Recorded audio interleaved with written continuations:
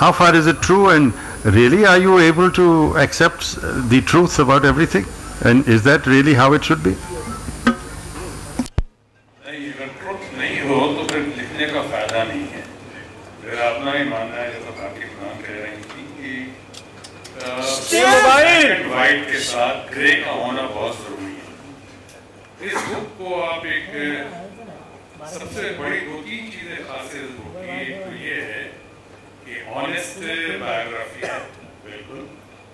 दूसरी बात ये है कि ये लोगों के लिए it may not be a gift to the nation, but this book could prove to be a gift to the younger generation कि फिल्मों में या पॉलिटिक्स में दोनों में डिटर्मिनेशन और पैशन के साथ हमसे बहुत ज़्यादा अमिताभ बच्चन में है, इस पर दो राय नहीं है, लेकिन दो फील्ड में, फिल्मों में और पॉलिटिक्स में, पैशन, डेडिकेशन, डिटर्मिनेशन, जुनून, डिसिप्लिन भी कहने वाला था, पर अमिताभ का देख के मैं चुप हो गया। वो तो सिर्फ उनके पास है, मेरे पास नहीं है, क्योंकि आज जिंदगी में पहली बार मैं टाइम से पहले आया हूँ, वो भी कि मेरी बेटी ने मुझे डरा दिया था कि अमिताभ टाइम पे आने वाले हैं, आप आ जाइए बेहतर। ग्रैटिट्यूड के साथ ये कह रहा हूँ। तो ये जो दोनों फील्ड में, फिल्मों में या राजनीति में, जो भी उतार चढ़ाव, जो भी संघर्ष के बाद जो भी उपलब्धियां, जो भी सो कॉल्ड अचीवमेंट्स या आपने हासिल किया है, उसके पीछे एक खास बात है कि दोनों में परिवार का, दूर दराज का, रिश्तेदार का साया भी नहीं, ना पॉलिटिक्स में ना फिल्मों में। ना फिल्मों में कोई जूनियर आर्टिस्ट रहा फैमिली से, ना पॉलिटिक्स में कोई वार्ड काउंसलर, एमएलसी, एमएलए भी रहा। यानी दोनों में अगर जाना, और आप know by grace of God, Allah Taala का फजल, वाहिगुरु का आशीर्वाद, प्रभु के ऐसे मनोकंपा के अलावा आपका अपना पैरों का मजबूत होना और आगे चलते जाना, बिल्कुल ये एक नए जनरेशन के लिए, बहुत लोगों के लिए एक सबक हो सकता है, ये प्रेरणादायी हो सकती है, उत्साहवर्धक हो सकता है, उनको इंस्पायर कर सकता है, मोटिवेट कर सकता है। एक तो ये, और तीसरी खास बात इस किताब की है जिसने दिखाया है कि हर एज ग्रुप के जवान, नौजवान, महिला, छात्र, कोई भी यंगर जनरेशन, ये, और देखिए किसी भी देश में 80% लोग उसी श्रेणी में आते हैं, इन्हीं श्रेणी में आते हैं। ये 80% से ज़्यादा लोग जो हैं इससे आइडेंटिफाई कर सकते हैं, और ये भी डिटर्मिनेशन के साथ कर सकते हैं और कह सकते हैं कि अगर वो कर सकते हैं, वो हो सकते हैं, तो हम क्यों नहीं हो सकते? हम तो उनसे बेहतर हैं, हम में तो ज़्यादा फैसिलिटीज़ है, इंफ्रास्ट्रक्चर आज हमारे पास वो ताकत है, शक्ति है, हम उनसे बढ़िया कर सकते हैं। अगर आदमी ठान ले तो नामुमकिन को मुमकिन कर सकता है, इम्पॉसिबल को पॉसिबल कर सकता है। दाद देती है गर्दिशे दौरा, जिंदगी एहतराम करती है, इश्क जब मौत से टकराता है, मौत झुककर सलाम करती है। Amit ji, actually I would say that I think you are the guru of all the books which have been released on any film act up to now, and it's an amazing thing that you have done it so dedicatedly with so much of honesty. मैं पूछना चाहता, two of you together, are the stars in a firmament that dazzles with its light. And you are two different kinds of personalities. Not really. And therefore, that's what we believe. What is your take on that? What is your take on that? And is some of that reflected in the book, perhaps? सबसे पहले तो मैं mic change करना चाहूँगा। सबसे पहले तो मैं शत्रु को आभार प्रकट करता हूँ कि उन्होंने मुझे आज यहाँ आमंत्रित किया लाभ इस पुस्तक विमोचन के समारोह में। और हम दोनों की मुलाकात उस समय हुई जब मैं भारतीय फिल्म उद्योग में प्रवेश कर रहा था। शत्रुघ्न पहले से ही थे वहाँ पर, तो ऐसे मायने में ये हमसे सीनियर हैं और हमेशा रहे हैं। उम्र में हमसे छोटे हैं जी, शायद 4-5 साल छोटे हैं, लेकिन सीनियरिटी के में इनका ओहदा जो है वो बहुत ऊंचा है। मैंने हमेशा माना है कि शत्रुघ्न का जीवन जो है वो बड़ा विचित्र और अद्भुत रहा है। विचित्रता शायद की शुरुआत इनके परिवार से हुई। अगर आप देखें इनका परिवार, तो रामायण जो है वो रची गई है इनके परिवार में जी। राम, लखन, भरत, शत्रुघ्न 4 भाई एक ही परिवार में। इनके जब इन्होंने अपना घर बनाया तो उसका नाम भी इन्होंने रामायण रखा। तो ये एक तरह में एक विचित्रता थी। अद्भुत इसलिए क्योंकि जैसा कि अभी मुरारका जी कह रहे थे कि शायद ही हमारे फिल्म उद्योग में कोई भी ऐसा उदाहरण हो जहाँ पर जैसे कि शत्रु ने शुरू की जो भूमिकाएं थी वो खलनायक की और वहाँ पर जब उनको ख्याति मिली तो, और ख्याति कोई असाधारण ख्याति नहीं थी जी। शायद ये पहली दफा देखा गया कि आमतौर पर जब हीरो जो है उसकी एंट्री होती है फिल्म में तो तालियां बजती हैं, लेकिन शत्रु जी के लिए जब शत्रु की एंट्री होती थी तो तालियां बजती थी, यानी एक खलनायक के लिए। ये एक अद्भुत और बहुत ही विचित्र एक वाकया था। दूसरा ये कि खलनायक के बाद ये नायक बन गए, वहां भी इन्होंने ख्याति प्राप्त की। नायक बनने के बाद ये राजनीति में गए और वहां भी इन्होंने ख्याति प्राप्त की। बहुत कम लोग हैं और शायद मेरे मन में तो कोई ऐसा उदाहरण नहीं है जहां पर फिल्म उद्योग से जुड़ा हुआ कोई एक इंसान इतनी चीजें एक साथ की हों। ऐसे उनका व्यवहार होता है पर्दे पर। हाँ, वो भी है। सोनू साहब, इस पे कुछ आप रोशनी डाल सकते हैं? आपका व्यवहार कैसे था पर्दे पे, जिसके कारण ऑडियंस आपको इतना अप्रिशिएट करती थी, आपके बुरे होने के बावजूद स्क्रीन पे? नहीं, मेरी कोशिश यही रहती थी कि कैरेक्टर को कैरेक्टर की तरह लूं और उसमें फ्लेक्सिबिलिटी यानी अच्छा होने के आसार उसमें लगना चाहिए कि हो सकता है कि सही मौका मिले, सही वक्त आएगा तो शायद ये आदमी सुधर भी सकता है। हाँ। तो पॉसिबिलिटी और फ्लेक्सिबिलिटी को हमने उभारने की कोशिश की कैरेक्टर के जरिए, जहां तक मैं कर सकता था। वैसे अक्सर तो अमित भी जानते हैं, मैं भी जानता हूं कि तो बेसिकली डायरेक्टर पे और स्क्रिप्ट पे होता है, और जहां तक हो सकता था कोशिश की जी। और शायद यही बात है, और शायद उसका आपको डायलॉग डिलीवरी वगैरह पसंद आ गई होगी लोगों को, तो यही बात है कि सो। और तीसरी बात कि लोग जो 80% का जिक्र किया, अगर कोई अब कहता है कि आप हैंडसम नहीं हैं, कटी फटी शक्ल लेकर फिल्मों में आ गए तो इसका एक पहलू तो हो सकता है कि हैंडसम नहीं रहा होगा, लेकिन दूसरा पहलू यह भी है कि काम की सराहना शुरू हुई तो मैं उन 80% लोगों में आ गया जो कि हैंडसम नहीं है जी। तो उनसे आइडेंटिफिकेशन शुरू हुआ। हाँ, उन्होंने आइडेंटिफाई करना शुरू किया, तो मैं उनमें से एक हो गया और उन्होंने कहा बढ़े चलो सिपाही, आगे बढ़ते चलो, हम तुम्हारे साथ हैं। तो वेरी नाइस। आपने फिर भी ये सोचा कि आप अभी ये विलेन का रोल छोड़ेंगे और आप हीरो का रोल करेंगे, तो ये वो जो एक्चुअली जो सुभाष घई जी ने एक फिल्म आपकी डायरेक्ट की कालीचरण, तो वो उसकी नींव क्या थी? वो क्यों, कैसे शुरू किया और क्यों शुरू किया? आपका आइडिया था, सुभाष जी का आइडिया था, किसका आइडिया था? नहीं, आइडिया उन्हीं का था। पहली बात तो ये बता दूं कि कई लोग मुझसे पूछते हैं कि आप विलन से हीरो क्यों बने, तो मैं कहता हूं अगर विलन से हीरो बनना मेरे हाथ में होता तो मैं पहले विलन ही क्यों बनता। ये तो हमारी जो, जैसा अमित ने कहा कि तालियों के गड़गड़ाहट लोगों को पसंद आने लगा, वही तालियों के गड़गड़ाहट को एग्जीबिटर्स ने डिस्ट्रीब्यूटर्स को पास किया, डिस्ट्रीब्यूटर ने उन्हीं तालियों के गड़गड़ाहट को डायरेक्टर और प्रोड्यूसर्स को पास किया, और फिर वो लोग जो कल तक मुझे विलन ले रहे थे शायद उन्हें मजबूर हो जाना पड़ा मुझे हीरो लेने के लिए, हीरो के तौर पे एक्सेप्ट करने के लिए। इस तरह से शुरुआत हुई। अब रही अमिताभ उसकी सुभाष घई दोस्त की, हमसे पूना इंस्टीट्यूट में सीनियर थे और हमने बड़ी कोशिश की उनके लिए। बहुत अच्छे कलाकार थे, आज भी होंगे, लेकिन उससे बहुत अच्छे कलाकार थे और मेरी बड़ी कोशिश थी कि उनको कहीं रिकमेंड करें, कुछ उनका काम हो। 2-3 जगह किया भी है मैं कहीं और चला गया, उन्होंने प्राइस इतनी ज्यादा मांग ली कि सो घबरा के उनको ही ड्रॉप कर दिया लोगों ने। लेकिन बाद में आइडिया कहानी वगैरह लिखने लगे और कुछ अच्छे प्लॉट्स लिखा उन्होंने। कालीचरण का लेकर आया, कालीचरण पर कई लोगों ने ना कर दिया था, मैं उस वक्त स्टार बन गया था, जिसके भी मेरे दोस्त अमिताभ बच्चन ने पुष्टि की, मैं स्टार बन चुका था जी। और मुझे कहानी सुना कई स्टार ने ना कर दिया था। मुझे सुनाने और अक्सर कहते हैं सुभाष घई आज भी, अगर कहीं बैठे होंगे तो वो भी एग्री करेंगे, वो कई जगह कहते हैं कि मैं सुनाने गया था शत्रुघ्न सिन्हा को, तो वो सो गए थे। वो सही कहा, कहानी सुनकर सो गया था, लेकिन अधूरी बात की उन्होंने।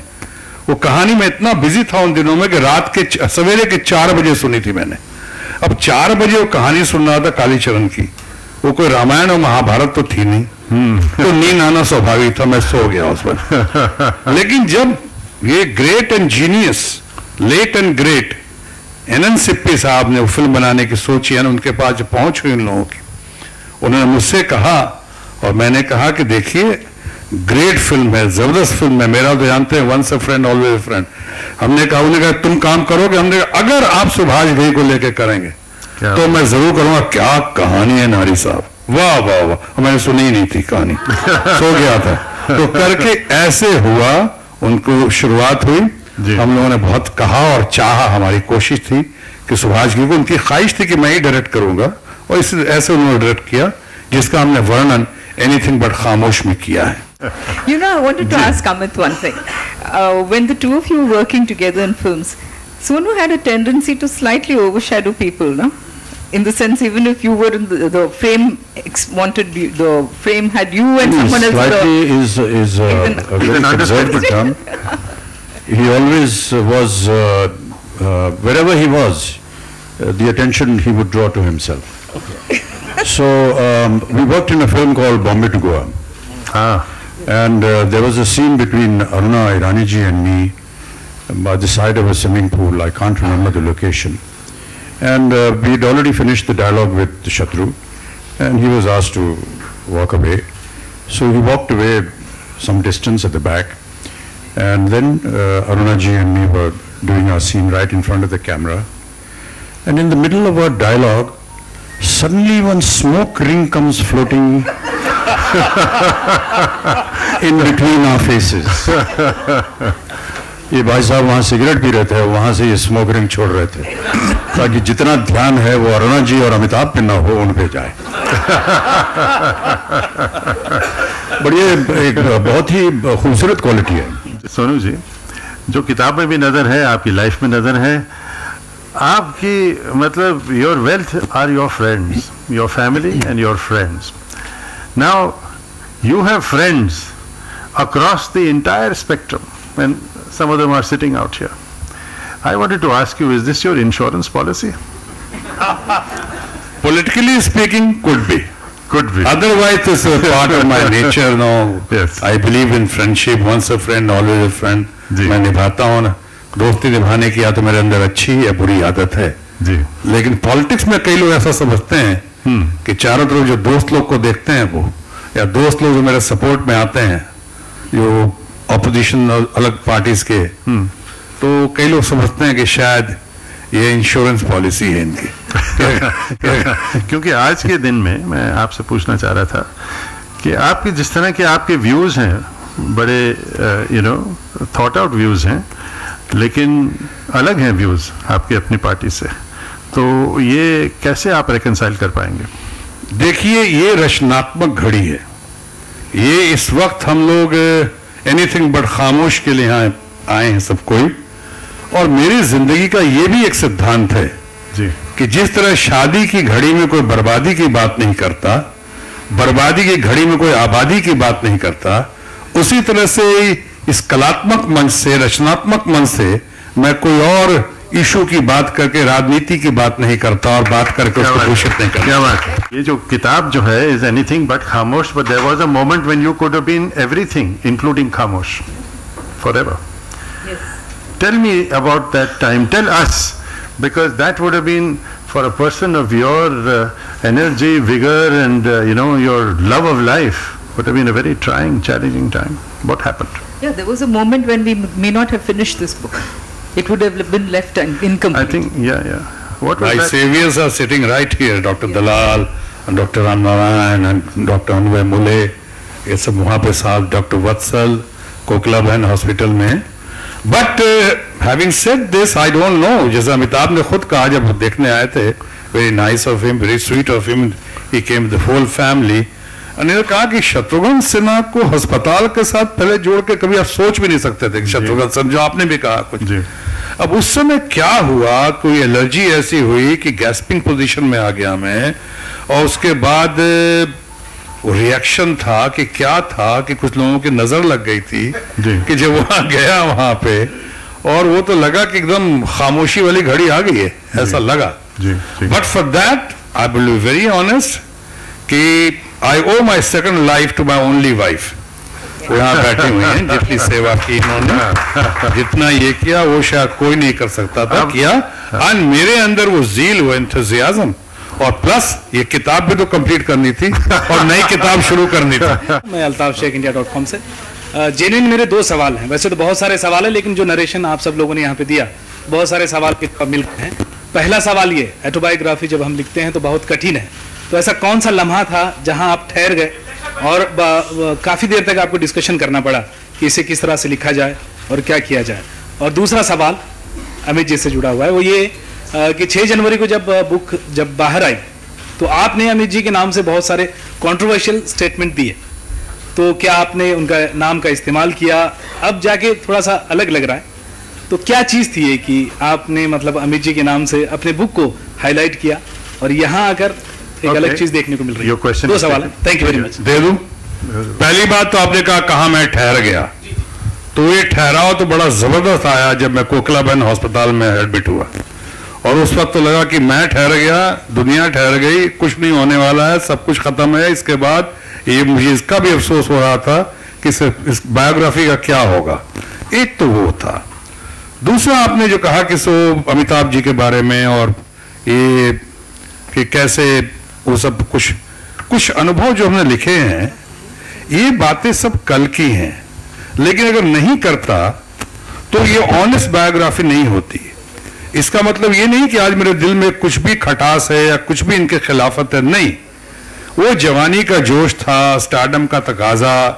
अगर हम लोग कभी आपस में अगर ऐसा लगा तो दोस्तों में तो होता ही, हम दोस्त हैं तो हमें लड़ने का भी हक है, एक दूसरे से डिफर करने का भी हक है, डेमोक्रेसी है। तो जो स्टारडम का तकाजा, जवानी का जोश, लेकिन अगर आज आप मुझसे पूछो, उसको डाला है हमने अनुभव को, लेकिन आज आप मुझसे पूछें तो मैं कहूंगा मेरे दिल में अमित के लिए इतना I hold him in so high esteem कि I in true sense I believe that he is the personality of the millennium in terms of being a great actor, greater star and a further greater human being. Sonu ji ने बताया, जानते हैं आप बहुत honest हैं, बेबाकी से अपनी बात रखते हैं, चाहे वो पॉलिटिकल फील्ड में हो चाहे वो पॉलिटिकल में, जो कहना होता है आप सामने रख देते हैं। क्या लेकिन काफी इसलिए इतनी देर से यही हुई आपका दौर में, क्या क्योंकि बॉलीवुड एक ऐसा वक्त है जहाँ पे अफेयर लव होता रहता है, क्या आपकी किताब में आपके प्रेम प्रसंग के बारे में जो आपने जिक्र किया है?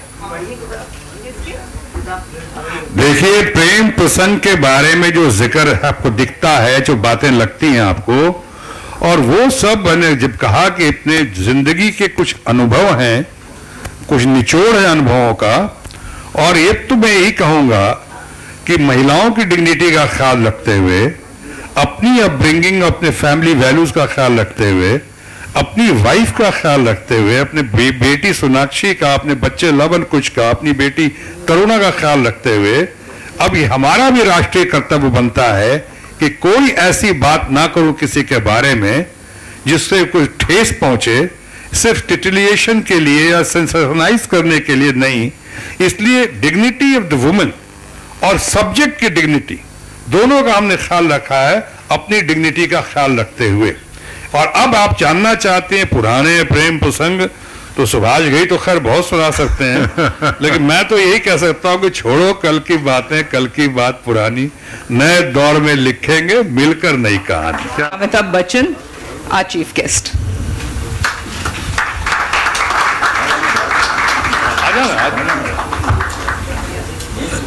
जितना बोलना था बोल दिया। रिटेक कीजिए। मंच पर उपस्थित सभी अतिथिगण, देवियों और सज्जनों, पत्रकारगण और मीडिया के सब सज्जन पुरुष, मैं अपना आभार प्रकट करना चाहता हूं कि आज मुझे यहाँ आमंत्रित किया गया और ये मेरा बहुत बड़ा सौभाग्य है कि इस पुस्तक का जो विमोचन है वो हम सबके हाथों होगा। बहुत सारी बातें जो शत्रुघ्न जी के बारे में कहनी थी वो मैं पहले ही कह चुका हूँ और इसमें जोड़ने के लिए हमारे पास कुछ बचा नहीं है। जैसा कि लव और कुश ने कहा कि जब हम लोगों की बेसिक सही हो बाकी सब चीज़ें आती जाती रहती हैं। बहुत सारे प्रश्न उठाए भाई साहब आपने और शायद उधर से भी कुछ प्रश्न आने थे। मैं समझ सकता हूं कि आप लोग क्या पूछना चाह रहे थे। शत्रुघ्न हमसे उम्र में छोटे हैं और मेरा ऐसा मानना है कि जो छोटे होते हैं उनका अधिकार बनता है कि वो बड़ों के ऊपर जो भी लांछन कसना चाहे कस दें। तो मैं उसको स्वीकारता हूं, धन्यवाद देता हूं, क्योंकि अगर ये रिश्ता मित्रता का दोस्ती का ना होता तो ये जो लेन देन है ये भी ना होता। और ये बहुत आवश्यक होता है दो मित्रों के बीच में कि ये आवन जावन, गाली गलौच, चिढ़ना, रीझना ये सब चलता रहे।